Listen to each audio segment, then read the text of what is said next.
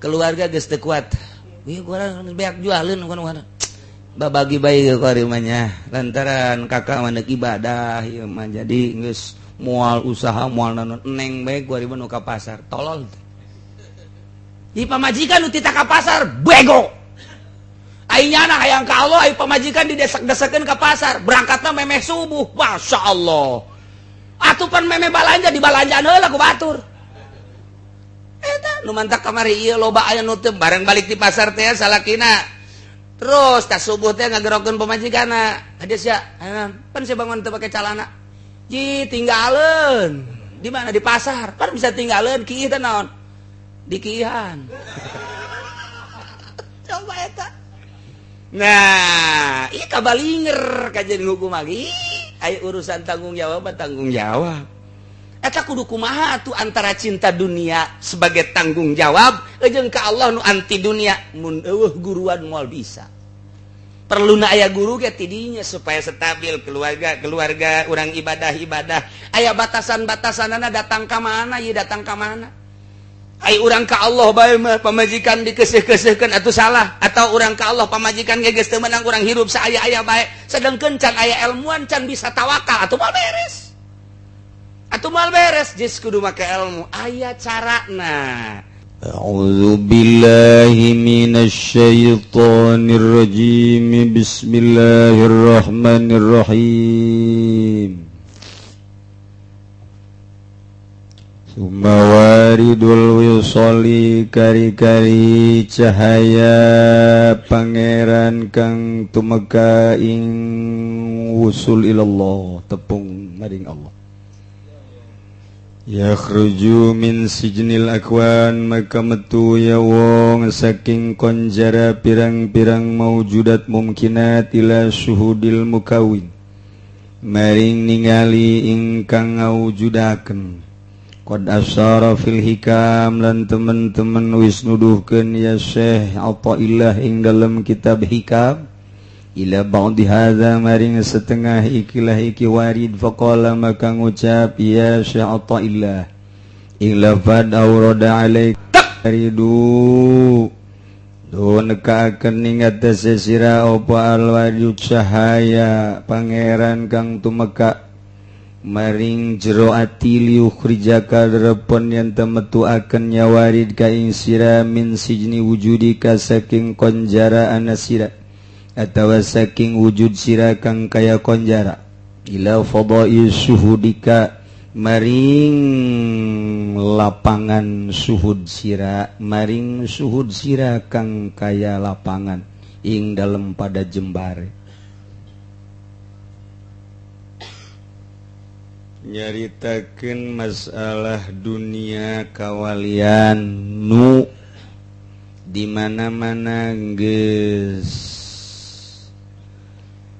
sampurna ngalaksanakeun sulukna ku Allah dibere pagon bae urang suluk bae ku Allah teu dibere mah teu bae ieu mah dipasrahkeun sadaya-daya ka Gusti Allah hese nyaritakeun urusan kawalian lantaran tama anugerah ti Gusti Allah sebab ti orokna keneh geus kanyahoan piwalieun percis kosa kumaha pijawaraeun geus kanyahoan bae jadi lamun pi ulamaeun geus kanyahoan atuh picaloeun ge geus kanyahoan tah ieu teh ku ahli-ahli Allah mah katropong. Nailah mimiti waridul intibah tina sok maksiat nyana kuari hudang ngah cek bahasa Sunda kuari jadi osok ibadah ngaji tidinya dimantepkeun deui tuluy datang waridul yaqzah tina goplah kuari jadi selalu ingat zikir langgeng tidinya datang deui waridus sair nalamun datang ka waridul intibah maloba tapi naik kana waridul yaqzah carang naik deui kana waridus sair kudu boga khusus guru komo datang ka waridul wisol ieu mah geus carangna ge carangna deui tapi tetep aya lamun eueuh kiamat dantara nunguatan dunia teh opat nomor kahiji secara zahir gunung disebut paku bumi mereka dua tangkal kayu gede eta ge sarua secara zahir nomor katilu nunguatan bumi adalah ulama nomor kaopat wali Allah subhanahu wa ta'ala nu dua urusan zahir nu dua urusan batin lamun ngandelkeun zahir bae kos diurang mun ngandelkeun zahir batata sedemikian rupa acak-acakan bae tetep kudu aya penataan secara batin ulama nu model salafus sholihin lain ulama anu modern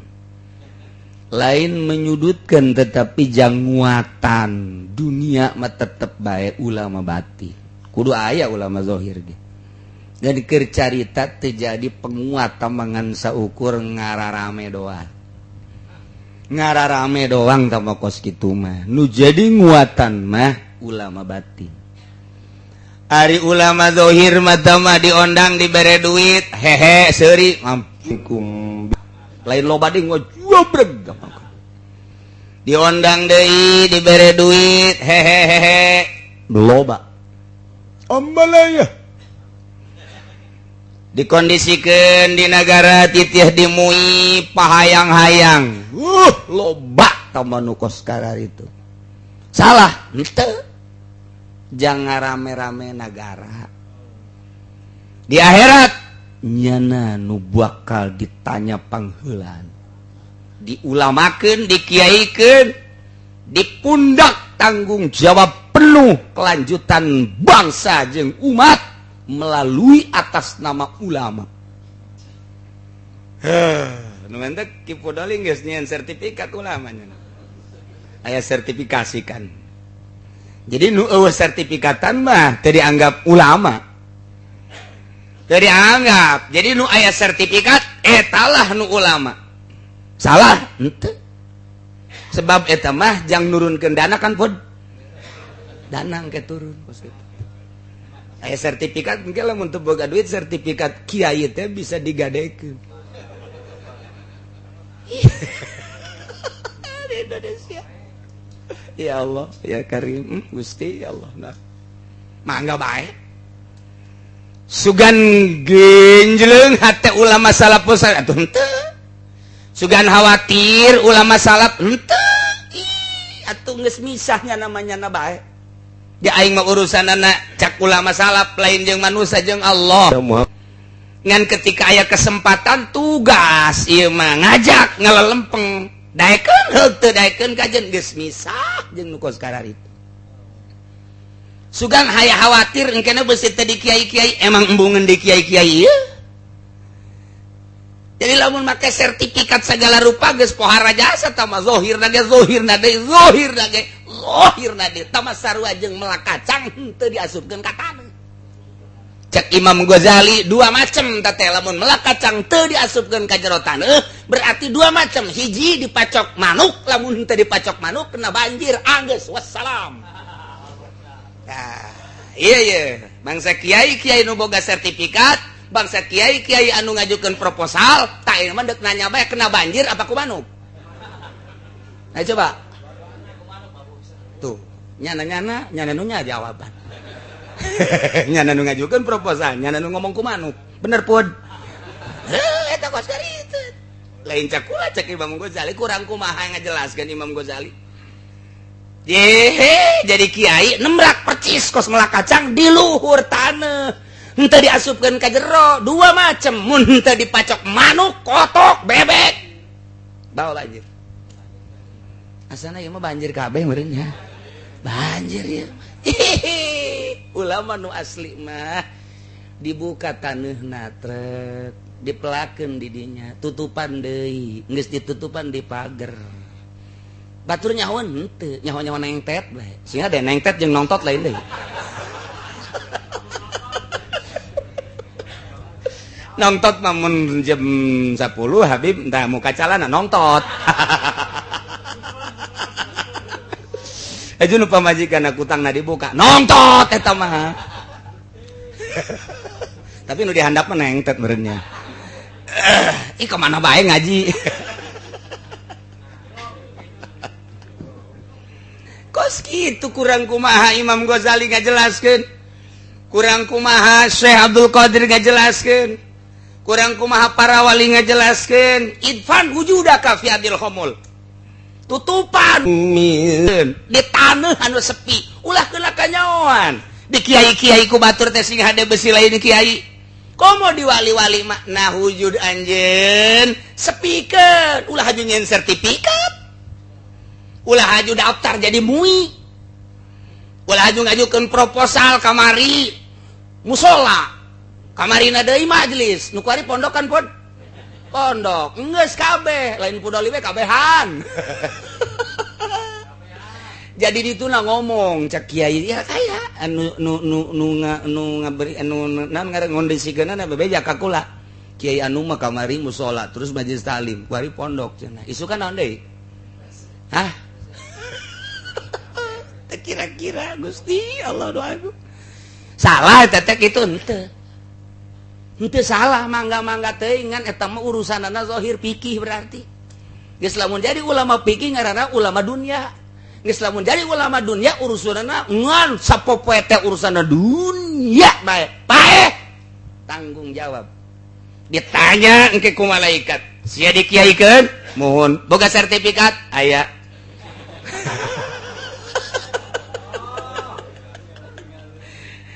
ringgis kuari dikiaikeun dimuikeun di majelis ulamakeun didepakeun tanggung jawab di pundak ngurusan umat isuk pageto tanya ya Allah teu jadi kekuatan dunia tamah nu jadi kekuatan mah nu idfan wujudaka fi ardil khumul kiai-kiai kula mah lain kiai kula mah lain ampura kula mah nyepi bae nya nama geus rame pindah embung kadenge ku batur embung kanyahoan ku batur kanyahoan deui pindah deui tah eta nu asli mah justru jadi kekuatan dunia umat bangsa eta teu kahartieun ku bangsa budak sakola mata ku Muhammadiyah moal kaharti atuh jah hijab tamah hijab nekandel jasa moal kaharti atuh ke lamun geus lila ngaji onya blak tak eta teh ngartikeun ngabuka hijab ngaranna warid ngaranna tak eta nu teu ngarti tadina teu ngarti jadi ngarti disorot ku nur ilahi cahaya ilahi arifin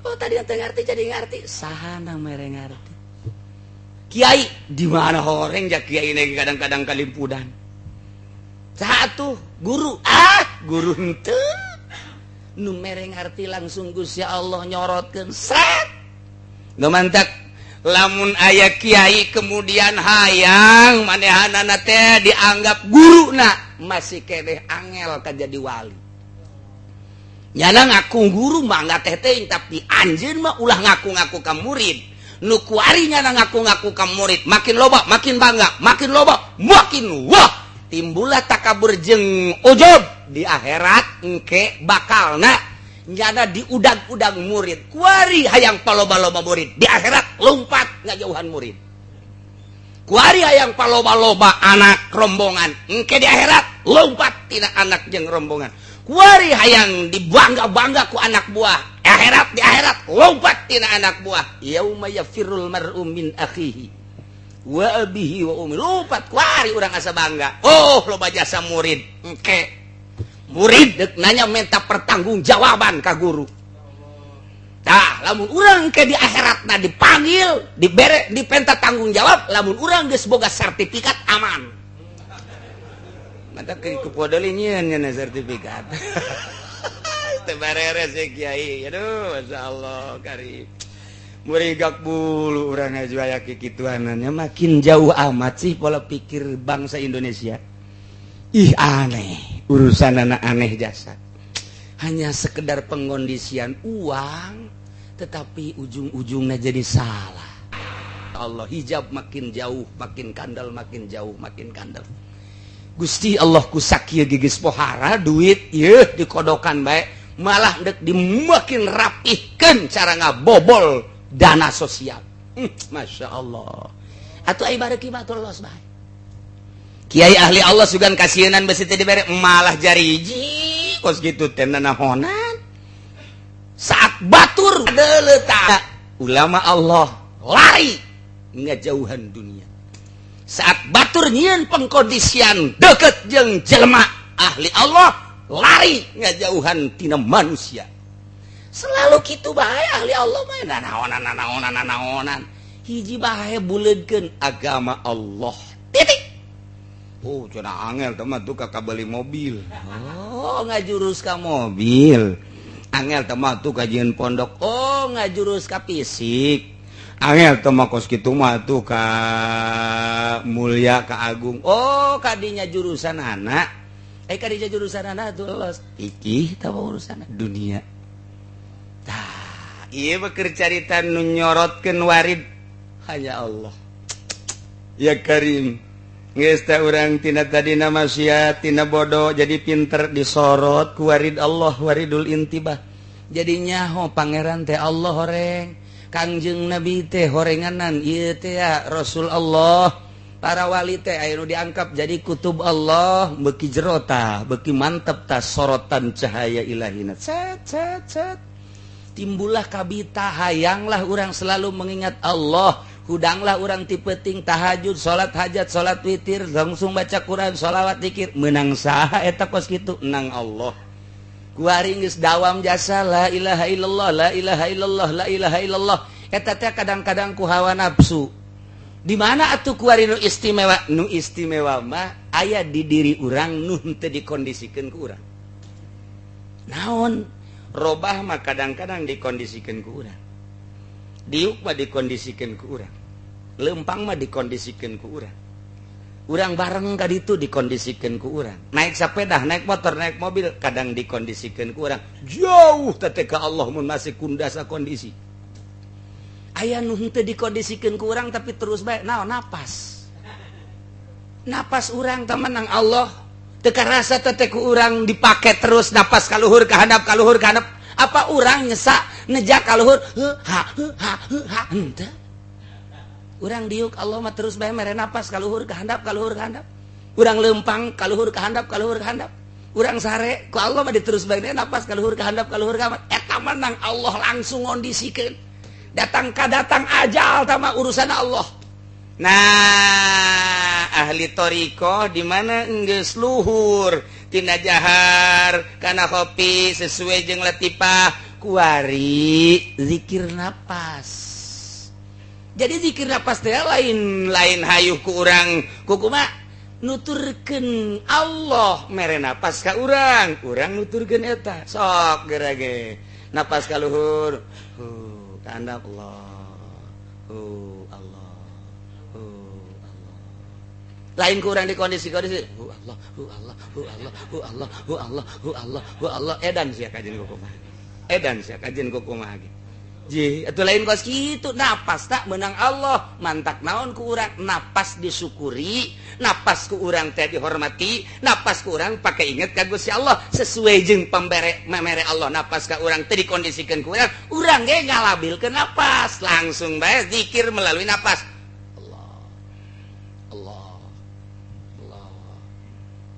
Aya cara-carana khusus. Kicep. Apa kurang dikondisikan? Henteu. Urang kicep aing teh kicep ya gua. Dibuka ya. Henteu. Eta Allah anu ngicepkeun. Loba hal-hal anu langsung ti Allah ku urang kurang dihormati. Nu mantak ieu nikmat kicep luar biasa ge, tapi ku urang henteu diinget ieu nikmat kicep. Tadi nikmat napas geus pohara jasa. Tuh ku urang eta napas menang Allah teh kok kurang dipakai ke hotel, dipakai ke nightclub, dipakai ngabonceng rang dan ngora. Lain ya Allah ya Allah.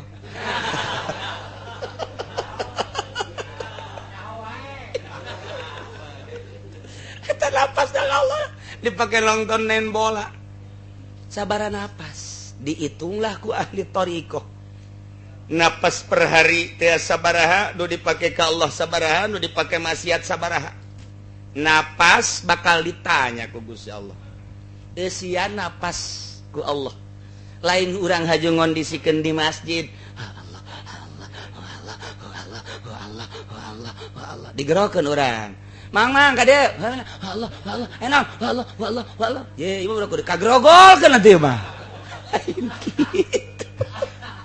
Geus lamun urusanna napas atuh nu bergerak. Kadang sungut mengobrol tapi ruh terus bae sesuai jeung napas. Kok bisa? Pan geus latihan. Moal didatangkeun ka dinya tuh ku guru lamun henteu nete taraje. Atuh pan ti awal heula 1 2 3 naik kuari. Atuh geus bisa. Geus bisa nyana ngobrol ka mana. Tapi lo jerona napas. Allah. Napas pa dikondisina ku Allah. Dieusian ku urang. Coba urang coba-coba datang ka modar sia guruan. Moal bisa kajian ku kumaha. Moal bisa atuh guruan. Atuh guruan mah eta kos kitu kayu. Cak pemajikan abah sia ti kelekep tah naon tah. Anak lagi sieun wah abah rante. Kurang abah ti kelekep. Jangan teu kitu. Dia ahli-ahli torekat atau biasa bae urang lamun neuleuh Habib Lutfi ahli torikoh ya kepala ketua torikoh di Indonesia nya geus 2 periode nya lamun zarah ka mana bae tilok hadiah zarah urang ila hadratin Allah Fatihah ieu loh Habib Lutfi mah datang keluar Batang batur zarah nya ngopi wah ya udah pulang jarah ke kampung Bandan di luar wah seri-seri balik jarah ke mana bae nya kos kitu geus jana mah nyambung ruh pan wali batu maot jasa najan henteu kadinya ge atuh mah nyambung ieu ahli Allah mah nu mantap ka belah dieukeun mah ahli Allah geus embung ka mana ka Mekah ge embung mantap ka sia diturutanana atuh woi kiai itu mah embungeun ka Mekah sasar tah mah kiai nu bener disasar-sasar pugu nyana nu sasar kumaha emang pugu ka Mekahna ge menang di bank duitna sasar ente coba uyana nu sasar ngaju ka Mekahna gede nyokotan ti dulur-dulurna pan aing ketuana sia kudu nyumbang ka aing pancen ada ibadah masih bisnis keneh bae tuh bener bod tuh kan ka Mekah bae tapi balik ti Mekahna haju meuli motor pancen ibadah ban haju meuli motornya tuh eta pan salah kaprah tuh nu bener disalahkeun kudu salah. Nah iya mentek teu harti makin ka ditu. Nah, ieu mah dicaritakeun saha tanu mere warid ka jero hate. Iwal ti Gusti Allah. Dek dibikeunna ka saha ku Maha Gusti Allah bae. Ukuran dibikeunna sabaraha darajat ku Maha Gusti Allah bae. Aya anu luar biasa di masjid bae. Batang katarangna hidung. Tapi jada desekanana di dunia bae. Berangkatna min kaunin ila kaunin min kaunin ila kaunin nyana teangan sakadar ieu kondisikeun jang dunia nu ieu jang dunia pindahlah di dieu mah kurang nyaman pindah ka dieu dunia keneh nu diurusanana kamari ti Golkar lah Golkar mah cenah jore pindah deui ka PDI malah jore lah kuari mah ka PK apa ka naon gitu PKB PKB jore lah jore KBG lompat ka instansi atuh tah mah ti dunia kana dunia tah mah eureun ngawarung lah kuari mah bisnis bae bisnis kurang kaharti lah kuari mah tani kan mah lah tani ge lah kuari mah nah teu ti dunia kana dunia naon hartina tah kos kitu mah tah nu hebat ge kuari mah eureun aing mah dagang kunaon emang modal tah sarua bae eureun dagang eureun tani eureun sagala rupa moal aing mah kuari keluarga geus teu kuat ieu kurang beak jualeun kana babagi bae ke kuari mah nya lantaran kakak mah ibadah ieu mah jadi geus mual usaha mual nanon neng bae gua ribu nu ka pasar tolol di pamajikan nu tita ka pasar bego ainyana hayang ka Allah ai pamajikan didesak-desakeun ka pasar berangkatna memeh subuh masya Allah atuh pan memeh balanja di balanjaan heula ku batur eta nu mantak kamari ieu loba aya nu teu bareng balik di pasar teh salakina terus tas subuh teh ngagerokeun pamajikanna hades ya pan saya bangun teu pake calana ji tinggalin di mana di pasar kan bisa tinggalin kieu teh naon di kieuhan coba eta nah ieu kabalinger kajian hukum lagi aya urusan tanggung jawab eta kudu kumaha tuh antara cinta dunia sebagai tanggung jawab jeung ka Allah nu anti dunia mun eueuh guruan moal bisa perlu na aya guru ge tidinya supaya stabil keluarga urang ibadah aya batasan-batasanana datang ka mana ieu datang ka mana ai urang ka Allah bae mah pamajikan dikeuseuh-keuseuhkeun atuh salah atau urang ka Allah pamajikan ge geus teu meunang urang hirup saaya-aya bae sedengkeun can aya ilmuan can bisa tawakal atuh moal beres geus kudu make ilmu aya carana bagi anu hayang usul ka Gusti Allah boga anak pamajikan kumaha carana bagi jelema nu hayang usul ka Gusti Allah henteu boga anak pamajikan kumaha carana diatur teteh mantap kudu boga guru ge kos kitu lamun teu boga guru acak-acakan nah ieulah nu hese teh kos kitu bloon atuh tah jelema urang teu boga pamajikan deh Syekh Ma'rufil Qurhi diangkat jadi kutubul aulia pan manehna teu boga pamajikan ketika ka impi nyana kumaha Allah ka anjeun wahai mama alhamdulillah ahyanillah Gusti Allah ngahormat ka abdi bakal mempersilahkeun ka sorga tapi kaduhung jasa cek Syekh Ma'rufil Qurhi kula di dunia henteu kawin sehingga di akhirat da kula derajatna handap mun andai kata kula di kadunyakeun deui kula rek kawin sakaligus opat atuh tinggal turutan bae ku urang kuari urang mah tungtungna mah jadi wali henteu nyandung henteu sakalina nyandung atuh teu jujur teu adil nambahan neraka wae eta mah atuh hese warid hiji ge can puguh ka sorga ya urang oh sidang lah hiji ge can puguh ka sorga mending dua sakalian ka neraka atuh beuki jero eta mah atuh waridul intibah beuki mantep waridul yaksa nikmat jasa geus zikir bae tak kudu aya guruan sing ade nih munaitina la ilaha illallah dengan makna anu jelas kuari nuturkeun napas jadi iraha bae di mana bae geus teu kudu nyekelan tasbih berarti jangan napas mah teu bisa ditasbehan atuh teu bisa jarroh urusanana urusan roh mah teu butuh tasbih mun zikir zahar tasbih tama la ilaha illallah la ilaha illallah la ilaha illallah carana lamun lambat la ilaha illallah la ilaha illallah diatur ku ahli zikir lamun hayang gancang ulah make jabar la ilaha illallah la ilaha illallah la ilaha illallah la ilaha illallah ngamuk lain hiber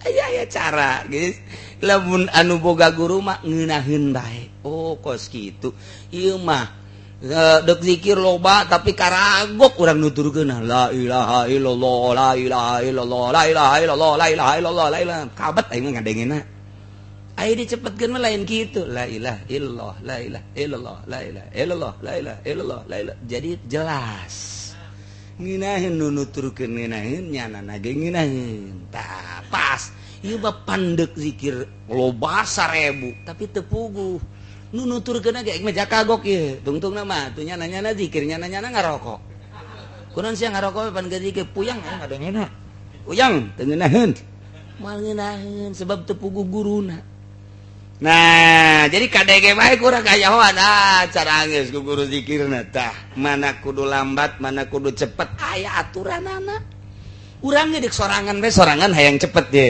ngejar target ye wah ye hayang dikejar ku urang ye 5.000 waktu udah sakean lain mun dilambatkeun moal bisa la ilaha illallah la ilaha illallah atuh teh ngariung kos kitu mah dia disiapkeun silana sesuai jeung aturan matana perem pengen nundutan anak sih. Aduh, pacar sama lomba bae zikir horengana nundutan. Tah, kuari mah sesuai jeung napas. Atuh sesuai jeung napas mah kumaha cai ngalir.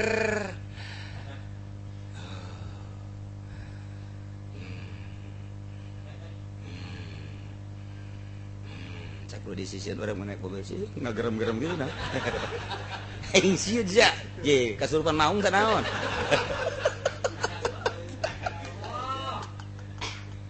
Atuh baru kaharti. Baru kaharti jajaran keur zikir jeung.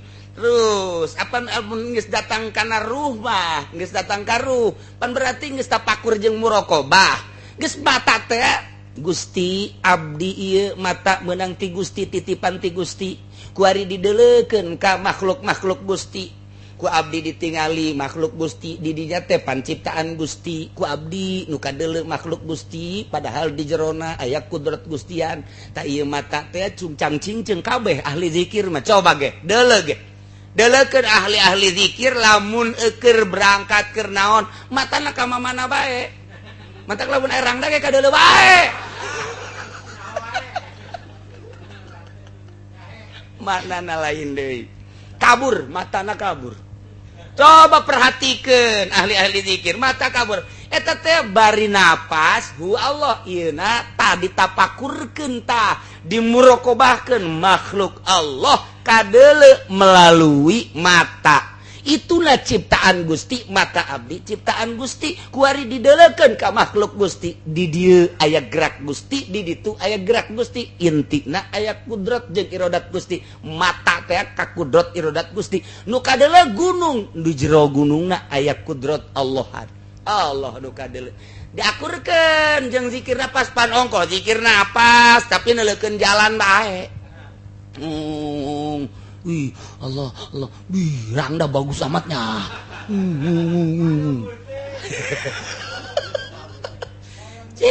Coba ge, urang naik mobil keur nyupir gitu, padahal keur zikir, aya bae nu boncengan nu motor. Di hareup lalaki di tukang awe bujurna pun bagus teh pantah. Bagus, komo motor buatan ku ari mah panangkod. Bojak urang lampu stop bagus amatnya.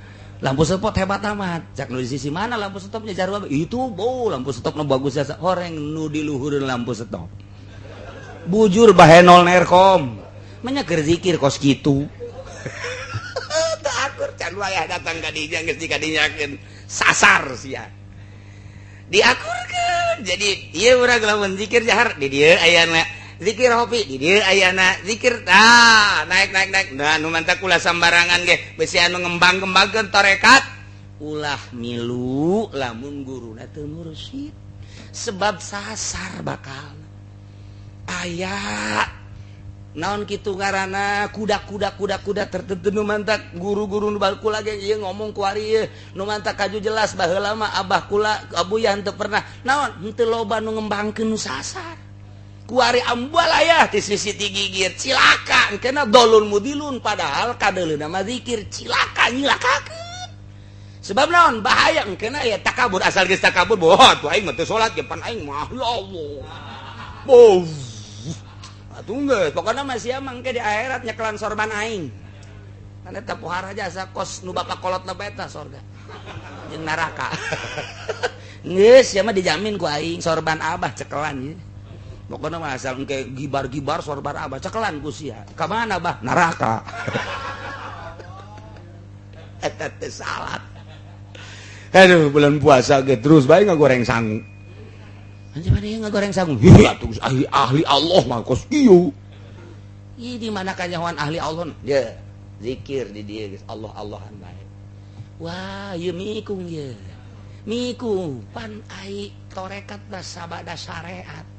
Lain ninggalkeun syariat teh geus jalan ka cai geus teu diomong-omong tah mah geus parantina ku ari mah dieusian kuruhna ngaranna tarekat untuk mencapai hakikat lain haju teu salat lain haju bulan puasa ngagoreng sangu tah mah norekat kitu mah kabehan geus bisaeun atuh bisa urang aing milu norekat jeung aing teu kudu salat ya teu ngeunaheun tah mah atuh ngeunaheun pokona aya gerbongna khusus jurusan neraka asar jelema kuari Gusti Allah lagu warid nggih sesuai jeung aturan kuarine naik kawaridul wisol usul ke Allah teh datang maksudnya ka tujuan lamun urang di dieu ka Bandung nu ditinggalkeun teh Tangerang, Jakarta, Bogor, Sukabumi, Cianjur, Padalarang, datang tah ka Bandung nu ditinggalkeun berbagai kota eta zahir. Kuari lamun wusul ilallah berarti nu ditinggalkeun naon? Hiji dunia, nomor kadua makhluk, nomor katilu nafsu, nomor kaopat setan. Eta geus katinggalkeun kabeh ku urang. Urang sulusup kos boros.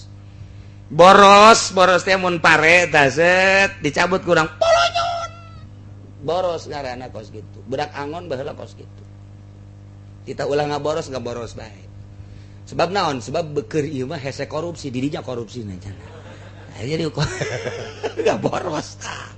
Ieu ge urang teh dicabut polonyon saha nu bisa lamun lain ku Allah. Waridul wisolna nang Allah.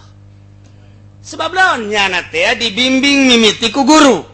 Diarahkan ku guru anusia supaya naon dek dikaallahkeun lain kepentingan guru anukeun datang ka seseleh terus bae bil amwal wal anfus harta jeung awak dikerahkeun pake ngahidmat ka guru kos jang kepentingan guru lain hartana dah beuli eta tah bangun eta asal ulang seseleh bae geus batal awak urang anukeun aduh lelah jasa batal ulah aya keges nyana ge nyahoeun ieu atuh guru mursyid mangke datang ka mana datang ka bener-bener ngarasa hina datang ka bener-bener ngarasa hamba aing hamba jasa dibilukeun ku ari ka Gusti Allah horeng harta nanaonan nisbat di guru mah dipake lalagaan di tejehan horeng awak nanaonan nisbat di urang mah terlalu memuliakan harta sehingga kaganggu ka Gusti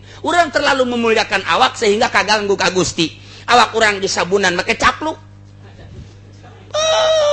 sabunan dan sebagai ngaca gulak gilak mending mung kasep deres kasep mangasa ge jorek ngaca 2 jam setengah terlalu memuliakan awak Allah tinggalin di ilmu tarekat temu kos kitu kumaha ayana bae kuari geus ngahamba jasa ka Gusti ditungguan segala rupa ge waktu-waktu salat waktu puasa waktu zikir dan geus eueuhan kuari patula patali jeung dunia eueuh tai kuku nisbat dinya nama dunia teh makhluk tai kuku nisbat dinya nama dek uca-acok kumaha ge jadawa kos gunung bekal jibal ditincakan kumaha dipaculan kumaha gunung angger be gunung bae ditaekan ku budak letik ditaekan ku nu geulis ku nu goreng ku aki-aki ku nini gunung wae tah lamun geus jadi Allah teh kos kitu tah diomongkeun angger bae dipuji angger bae ihsan wal isaah nyana mah nyana bae geus karak dirinya polonyon ninggalkeun dunia makhluk nafsu jeung setan nu aya Allah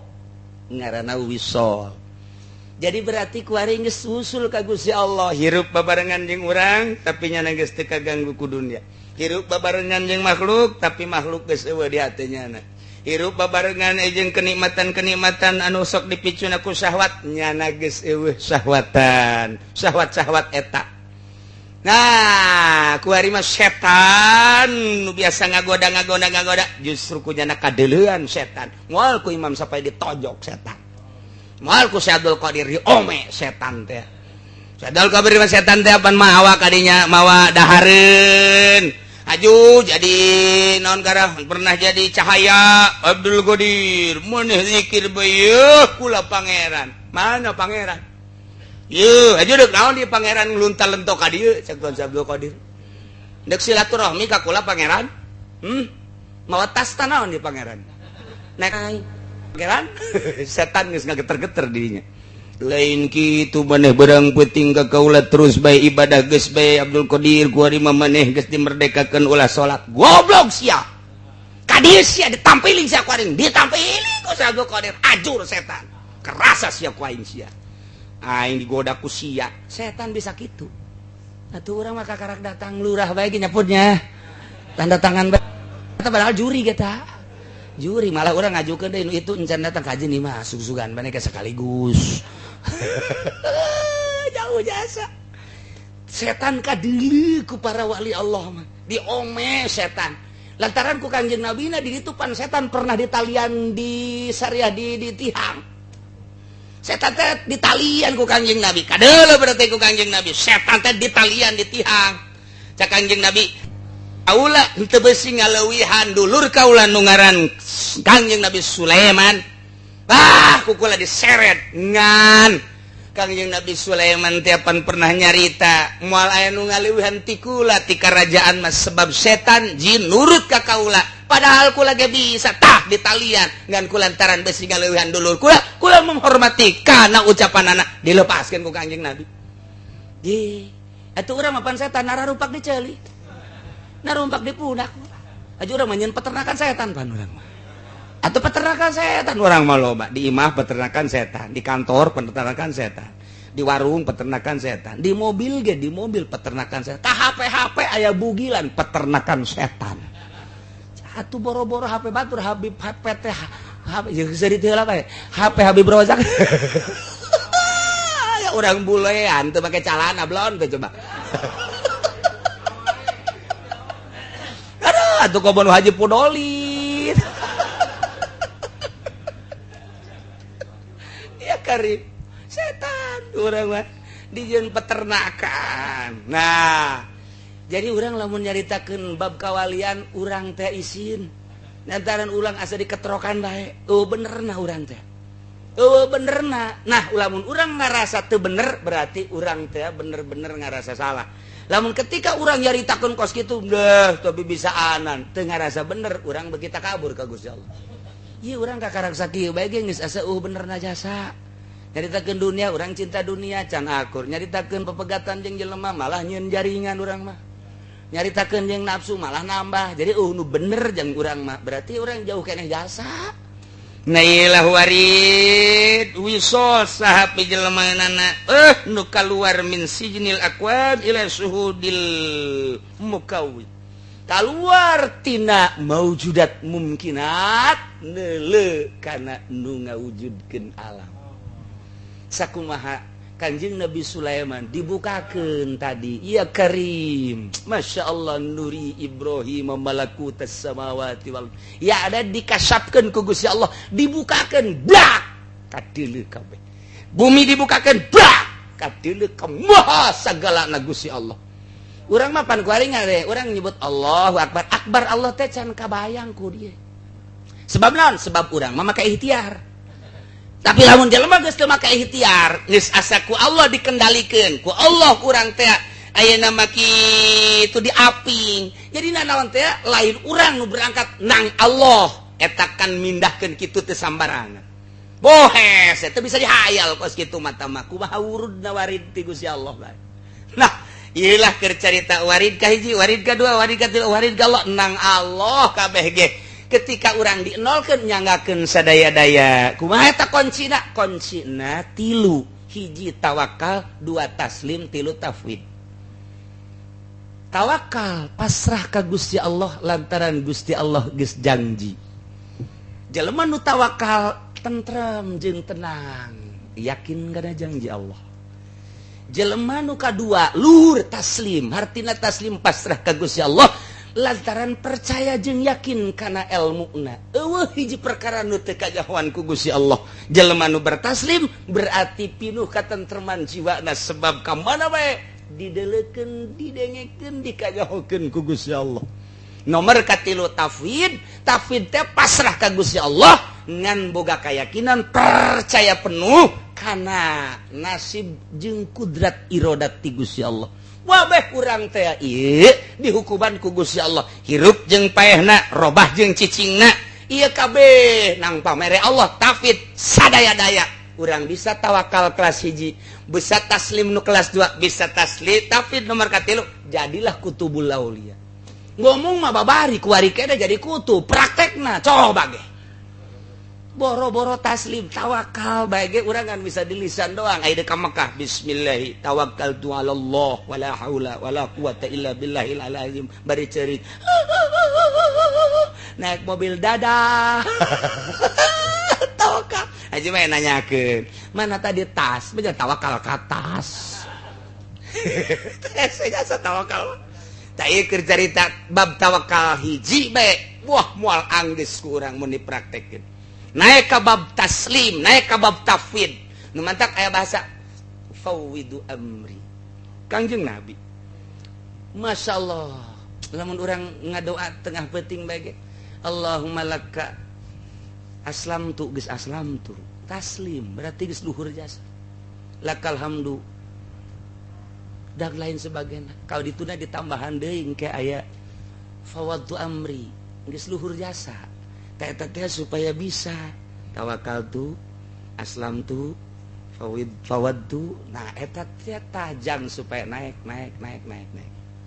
nah urang sakala pembahasan global lamun dibahas tawakal hiji bae ngapna luar biasa encan ka taslim tapi lamun teu dibahas-bahas teu nyaho-nyaho nah ieu ala kadar global seperti eta engke nu mere waridna mah Gusti Allah disorot warga orang kasorot ijah seorang jadi wali atuh cak sababari lantaran orang mah ributna orang mah di perusahaan ribut di warung ribut di pasar iya di berderet di jero hate teh aya sepeda aya motor aya mobil diganti deui kan mobil geus aya di dieu aya lada luhuran bae yang mobil dihandap teuing sebenarnya mah jeung cetna eta rada kaganggu saeutik hayang nu rada herang mah sabar duit teh nu eta teh atuh endek dikir lain zikir ka Allah dipake ngurusan cat mobil coba ayo endek kumaha ya di dieu teu pati ngeunaheun digawe ieu hayang gaduh hayang ngeunaheun ibadah mun pindah ya tuh ibadah bae di nya nu kunaon hubunganna jeung pindah digawe